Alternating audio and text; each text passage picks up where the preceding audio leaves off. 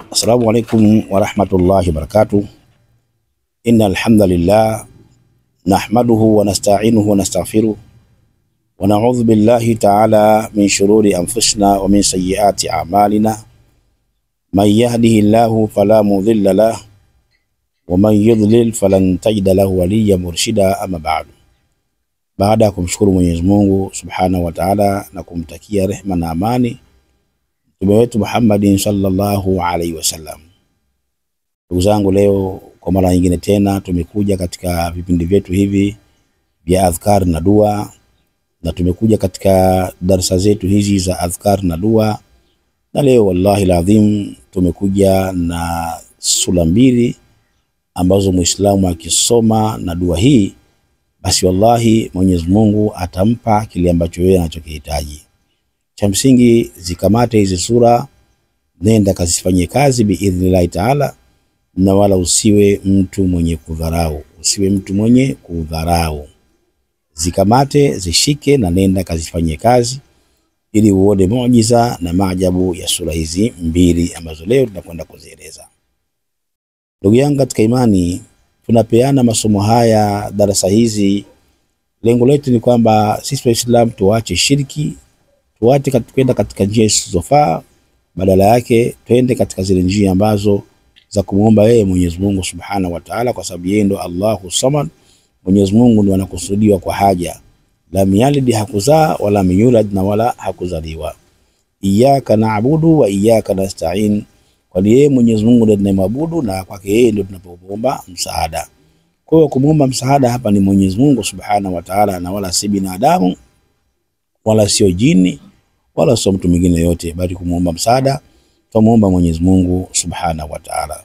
Ndio maana mara kwa mara tunaleta sura, dua mbalimbali ili tujikite katika kumuomba yeye Mwenyezi Mungu Subhanahu wa Ta'ala, na wala tusiende kuviomba vitu vingine. Na kabla sijakuletea hizo dua zenyewe, niombe ndugu zangu, tunakaribia katika masiku ya kuchinja haya. Kuna baadhi ya ndugu zetu wale ambao wanaishi katika nchi za Ulaya, wanaishi katika nchi za Asia, wengine wanaishi Amerika. Kuna baadhi ya watu wanakusudia kutoa sadaka kichinjo, maskini Mungu, lakini katika maeneo huko wanayoishi wala hakuna wahitaji. Basi tuwaombe ndugu yangu, sisi huku kwetu wahitaji wapo. Sisi kwetu huku wahitaji wapo. Kuna mayatima, kuna wajane, kuna wasiojiweza.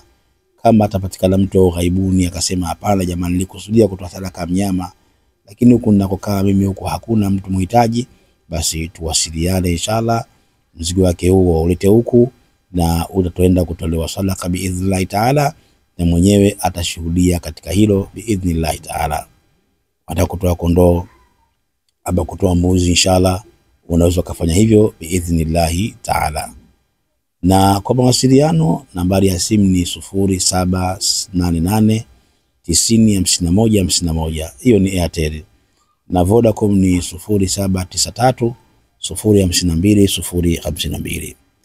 Ndugu yangu, baada ya kusema hayo sasa twende nikakutajie hizi sura mbili na hii dua gani usome. Muislamu, Mwenyezi Mungu atakupa kile ambacho wewe unachokihitaji. Ndugu yangu, sura hizi mbili nenda kazisome wakati wa duha. Wakati wa duha. Wakati wa duha ni wakati gani? Hapa nisikize kwa makini sana.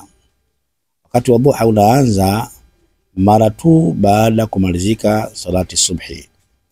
Ikimalizika ule muda wa salati subhi, takriban dakika 15 mpaka 20 baada ya salati subhi, yani baada kutoka jua pale, dakika 15 mpaka 20 unakuwa muda wa duha tayari umeshaingia. Kwa hiyo unakwenda muda ule mpaka kwa sisi watu wa pwani huku Dar es Salaam, hii pwani, mpaka inapotimia kwenye saa 6 dakika 5 ama saa 6 dakika 10 ama 15, pale muda wa duha unakuwa tayari unaondoka. Na hii duha ukiichelewesha inakuwa ni bora zaidi. Kwa mfano mtu duha akaswali saa 4, akaswali saa 5, inakuwa ni bora zaidi kuliko ni mtu aliyoswali saa 2 ama akaswali saa 3. Kwa hiyo ukiichelewesha inakuwa ni bora zaidi. Utakachofanya ndugu yangu, utaswali sunnati duha. Ina rakaa hii takriban 8, lakini wewe unaweza kuswali rakaa lako ukitaka na kuswali 2, ukaswali 4, ukaswali 6, ukaswali hizo unazosema. Unafanyaje sasa? Hapo ndo nisikize kwa makini sana. Nisikilize kwa makini sana sana sana ili upate faida katika jambo hili. Utakachofanya, utachukua udhu wako. Ukishachukua udhu wako, utaelekea kibla.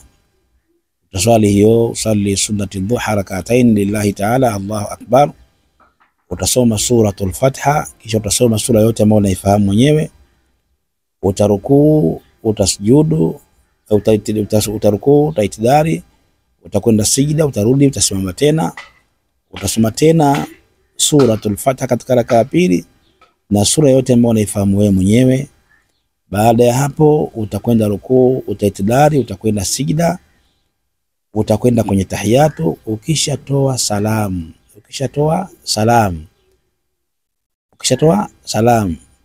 basi kwanza kabisa leta maneno haya. Sema la ilaha illa Allah wahdahu la sharika lah, lahul mulku wa lahul hamdu wa huwa ala kulli shay'in qadir. La ilaha illa Allah wahdahu la sharika lah, lahul mulku wa lahul hamdu wa huwa ala kulli shay'in qadir. Ukimaliza hapo ndio utasoma sura hizi mbili ambazo leo nakwenda kukutajia. Sura ya kwanza ni surati dhuha, bimana wadhuha wal laili idha saja ma wada'aka rabbuka wa ma qala, mpaka mwisho wa hiyo surati dhuha. Na sura ya pili ni wal laili idha yaghsha, hii utakwenda kuisoma kuanzia mwanzo mpaka mwisho. Wadhuha wal laili, alafu kuna wal laili idha, unazisoma hizo mbili hizo sura kuanzia mwanzo mpaka mwisho. Sura hizi ndugu yangu utasoma sura hizi. Utaanza na wadhuha, lakini ukifika pale wala saufa yu'tika rabbuka fatarda, wala saufa yu'tika rabbuka fatarda, pale wala saufa yu'tika rabbuka fatarda, pale rejea mara saba. Alafu mwambie Mwenyezi Mungu kile ambacho kwamba wewe unachokihitaji. Mwambie Mwenyezi Mungu subhana kile ambacho wewe unakitaka. Wallahi lazim Mwenyezi Mungu atakupa. Mwenyezi Mungu hajaribiwi. Kama utafanya kwa dhati lillahi, basi Mwenyezi Mungu atakupa. Ukiweza soma wewe mwenyewe, na kama hawezi basi mtafute mwalimu, mtafute ustadhi, mtafute mtu ambaye anaweza kusoma. Mwambie Sheikh, mimi nina shida na matatizo, naomba unifanyie dua. Basi ni dua gani? Mwelekeze na kanifanyia hivi. Atakufanyia vizuri kabisa, wala hakuna mushkeli wa aina yote Sheikh wangu. Kwa hiyo ikamate hiyo, utakwenda kuifanya kazi. Wala saufa yu'tika rabbuka fatarda, hiyo aya utairejea mara 7. Hizi sura utasoma mara tatu. Utaanza wadhuha mara 3 na utakuja kusoma walaili hiyo mara 3. Wakati unasoma wadhuha ile mara ya kwanza, ukifika pale wala saufa yu'tika rabbuka fatarda, basi ndio utairudia hiyo mara ngapi? Mara 7. Na ukirudia, ukisoma tena mara pili utarudia tena mara ngapi? Mara 7. Ukisoma ya 3 utarudia tena mara ngapi? Mara 7. Wakati unasoma ndio utamwambia Mwenyezi Mungu haja yako, utamwambia Mwenyezi Mungu shida yako, kile ambacho kwamba unachokihitaji katika maisha yako, utakwenda kumwambia Mwenyezi Mungu Subhanahu wa Ta'ala, na inshallah Mwenyezi Mungu atakupa kile ambacho kwamba wewe unachokihitaji, lakini kwa uwezo wake Allah Subhanahu wa Ta'ala. Inshallah kwa leo tuishi hapa, tukutane katika kipindi kijacho, katika darasa lijalo la adhkar na dua. Na niwaombe wale ambao bado hawajasubscribe channel yetu hii, basi wasubscribe, kwa sababu kuna faida kubwa sana inakuja mbeleni huko itapatikana. Kwa hiyo kufuatilia na kuendelea kusikiliza darasa zetu hizi za adhkari na dua. Inshallah wale ambao wanatazama video zetu lakini bado hawajashare na watu wengine, hawalike darasa zetu, basi wafanye hivyo ili mradi waweze kushare na watu wengine, ili faida hii waweze kuipata na watu wengine. Wassalamu alaikum wa rahmatullahi wa barakatuh.